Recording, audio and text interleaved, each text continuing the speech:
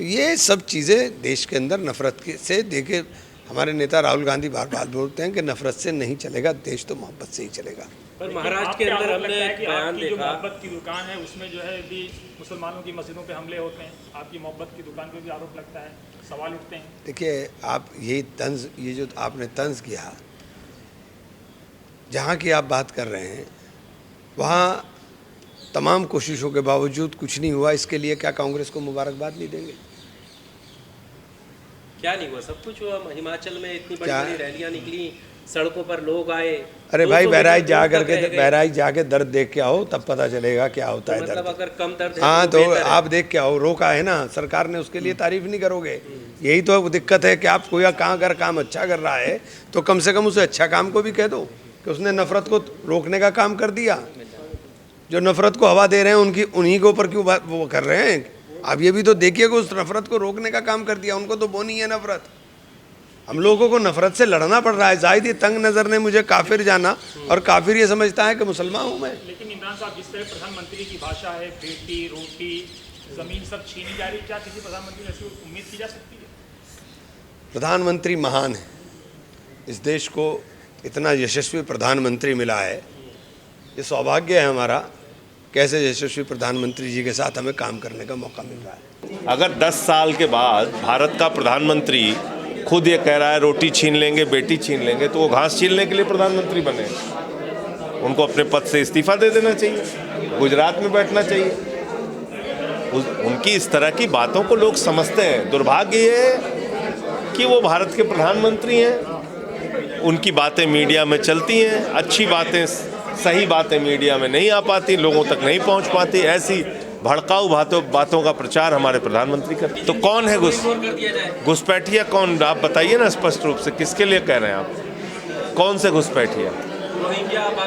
कौन? बांग्लादेशी कहाँ कैसे आते हैं? बॉर्डर से आते हैं ना। प्रधानमंत्री कौन है 10 साल से? कौन है प्रधानमंत्री? 11वां साल चल रहा है, मोदी जी है ना। बॉर्डर की रक्षा करना किसकी जिम्मेदारी है? मोदी जी की है। अगर यहाँ कोई विदेशी नागरिक मिल गया, उसको विदेश भेजने की जिम्मेदारी किसकी है? मोदी जी की है।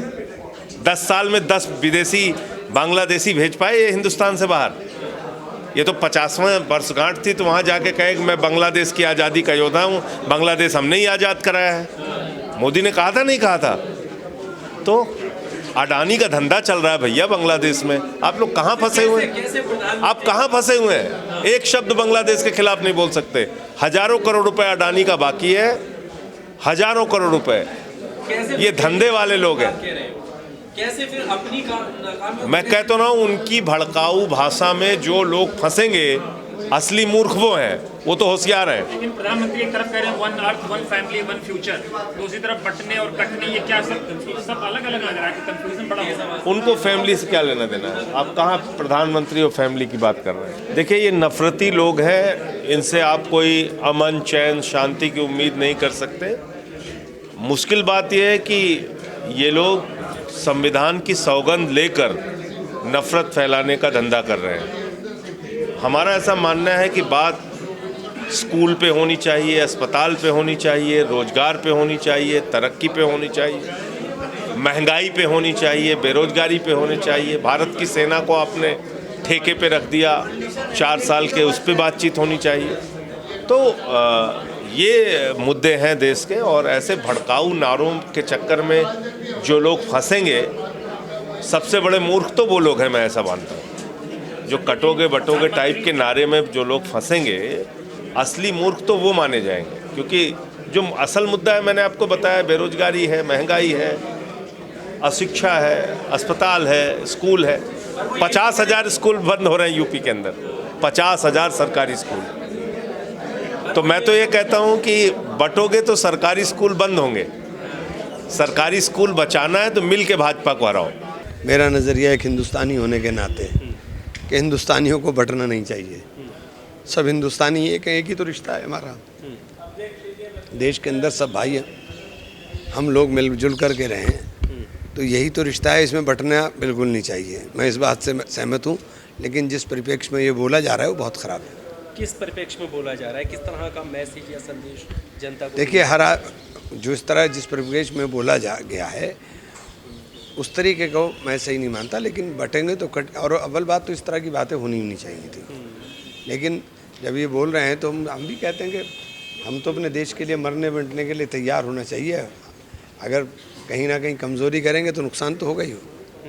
पर ये नारा पोस्टर पे जगह बनाना, इस पे बहस होना, क्या लगता है आने वाली राजनीति किस तरफ इशारा कर? देखिए, राजनीति के अंदर दिक्कत ये हो गई कि मैं परसों वायनाड था जी, और वहाँ मैं लोगों के बीच में गया तो वहाँ इस बात पे चर्चा नहीं होती कि ये उल्टी सीधे स्लोगन है और बातें। उन्होंने कहा आप हेल्थ पे क्या करेंगे, आप एजुकेशन के लिए क्या करेंगे।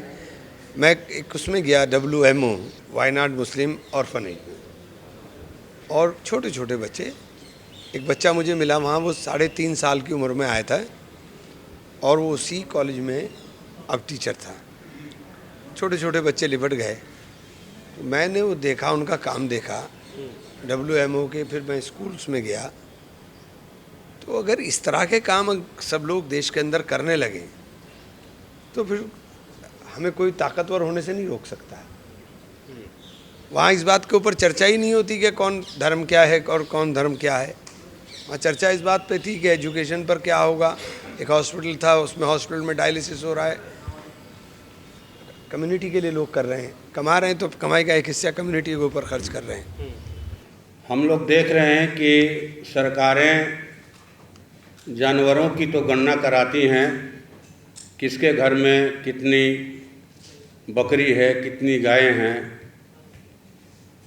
कितना बैल है, ये होता है।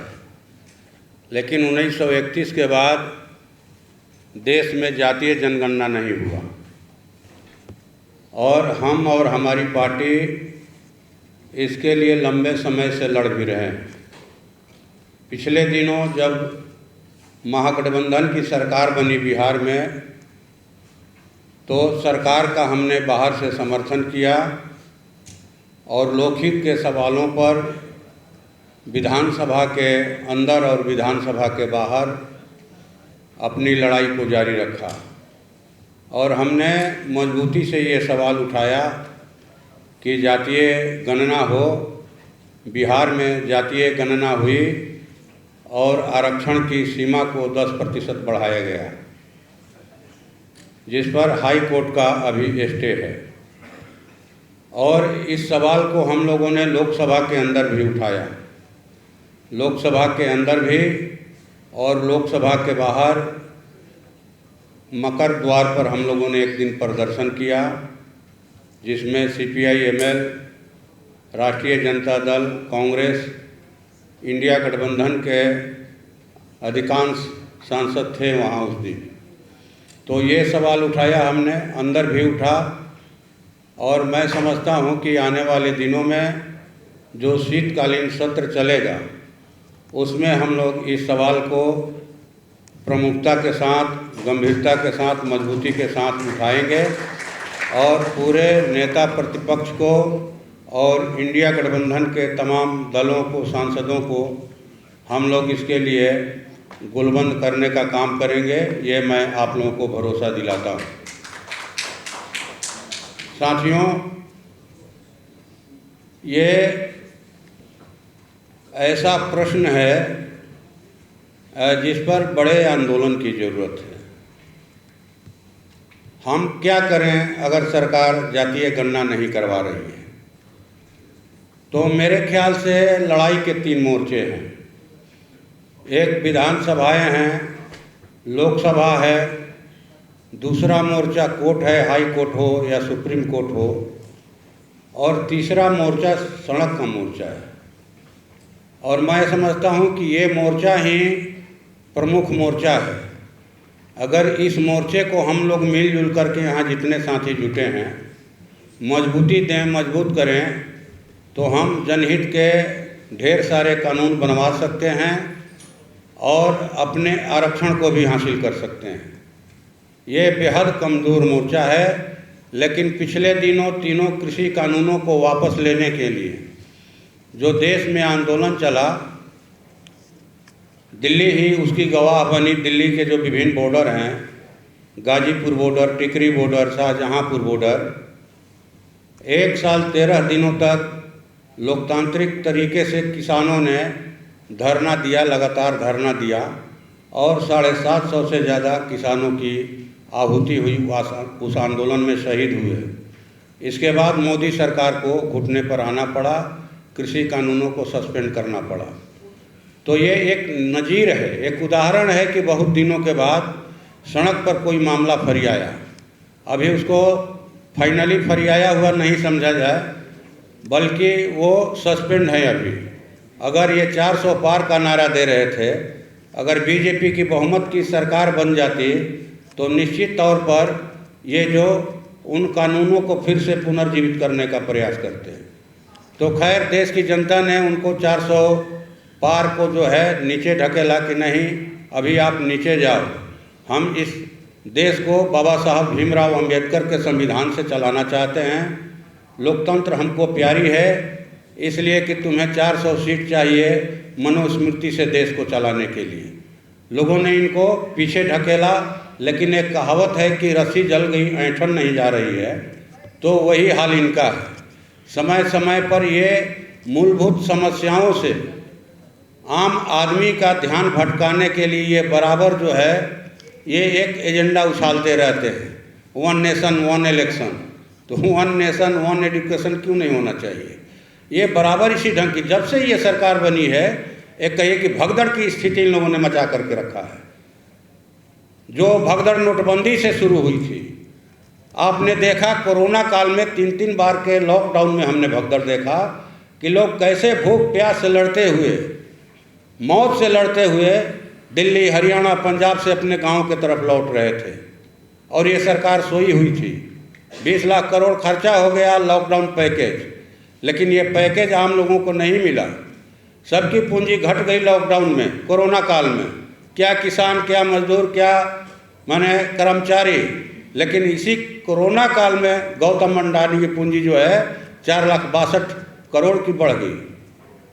ये लोगों को घरों में बंद करके सबके खिलाफ में कानून बना रहे थे, चाहे वो कृषि कानून हो या श्रम जो माने कानून थे देश में मजदूरों के हितों की रक्षा के लिए, उसको ख़त्म करके 4 कृषि लेबर कोड हो। तो ये भगदड़ की स्थिति हमने देखा NRC के टाइम में, CAA के टाइम में। अभी बिहार में भी एक भगदड़ चल रही है सर्वे के नाम पर, बिहार में भी एक भगदड़ चल रही है सर्वे के नाम पर।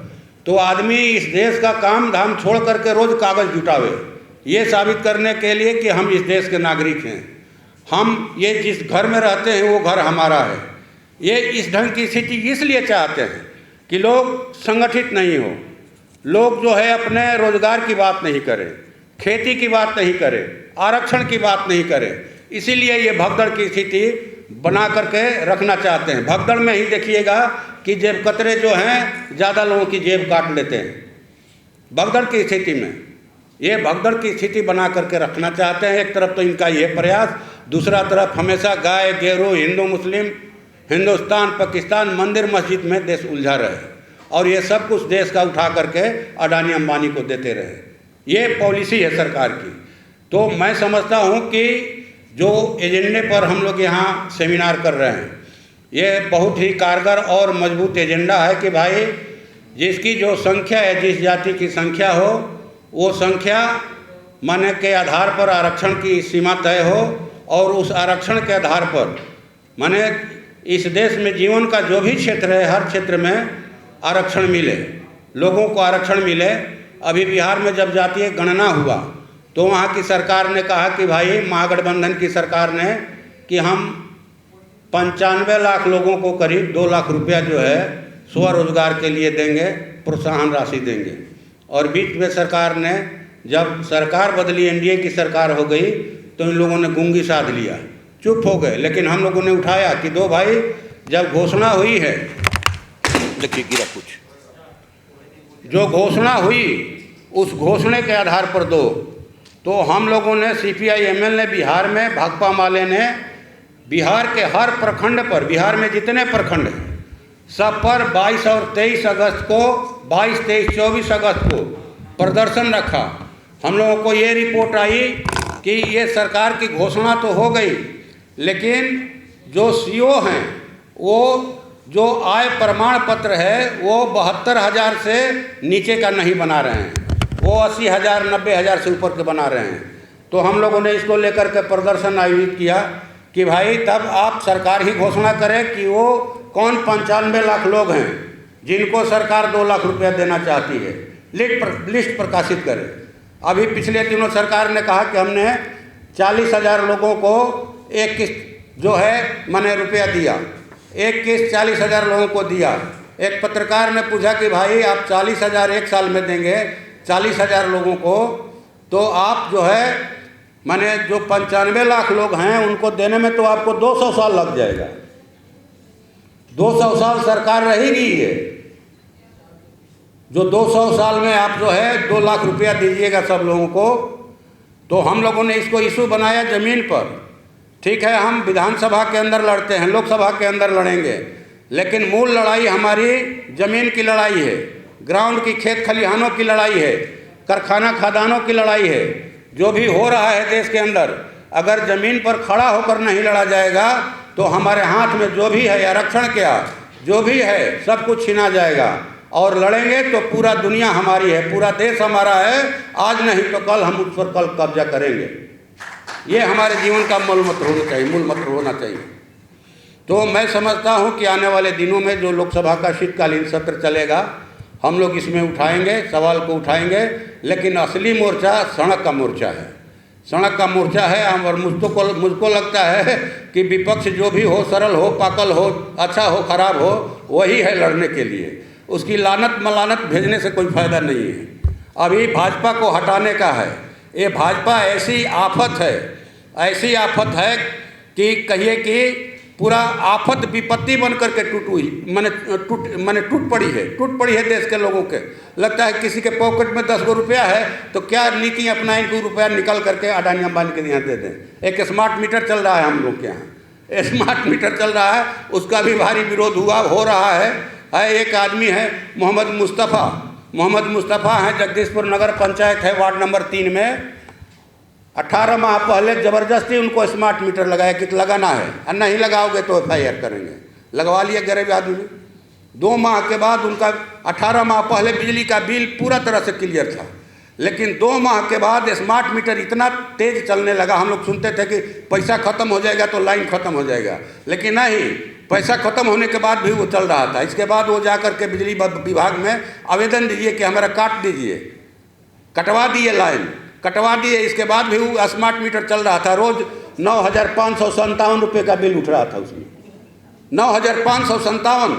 हम लोग 15 दिन पर वहाँ जन संवाद लगाते हैं। वो आए मोहम्मद मुस्तफ़ा, 2 बार आए।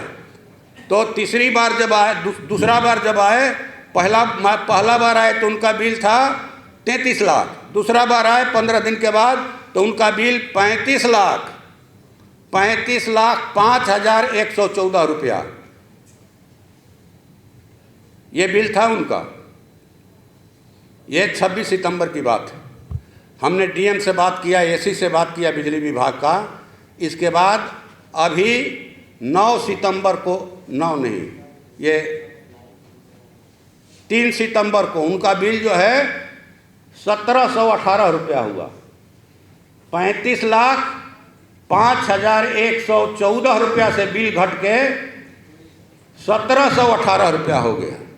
तो ये लोग क्या कर रहे हैं? हम लोग तो माने बोल रहे हैं मोदी जी को कि ये सब क्यों कर रहे हैं भाई? आप एक विधेयक लाइए। विधेयक लाने में तो माहिर ही हैं कि जिसके घर में जो भी गहना गुड़िया है, ओड़िया डलिया है, गाय भैंस है, ठीक ना, दाल चाउर है, सब लाद करके अडानी जी के घर में भेजवा दीजिए। ले ये बिल एक ठो। मैंने क्या तमाशा चल रहा है? इस तरह से देश चलता है? तो खैर हम लोग लड़ रहे हैं नीचे में, और हताश निराश होने की भी ज़रूरत नहीं है। लड़ाई चल रही है, जिंदा हैं हम लोग, और जिंदा लोग जो हैं भले अभी कम दिखाई पड़ रहे हो, लेकिन आने वाले दिनों में इनकी तादाद बढ़ेगी। इतने ही लोग थोड़े हैं इस चीज़ को मानने वाले। यहाँ जितने साथी जुटे हैं, माने इनकी संख्या इतनी ही है, इतनी नहीं है, लेकिन अभी यही स्थिति है कि इतने ही लोगों को हम जुटा सकते हैं। तो इसे लानत में लानत भेजने से आयोजकों पर क्या फ़ायदा कि क्या सेमिनार बुलाए हैं, इतना ही आदमी जुटा। जो है एक आदमी है, एक आदमी झंडा लेकर के लड़ने के लिए नारा लगाएगा, सही दिशा होगी। आने वाले दिनों में करोड़ों लोग आपके साथ जुड़ेंगे। इसी आशा भरोसा के साथ मैं अपनी बात समाप्त करता हूँ। धन्यवाद।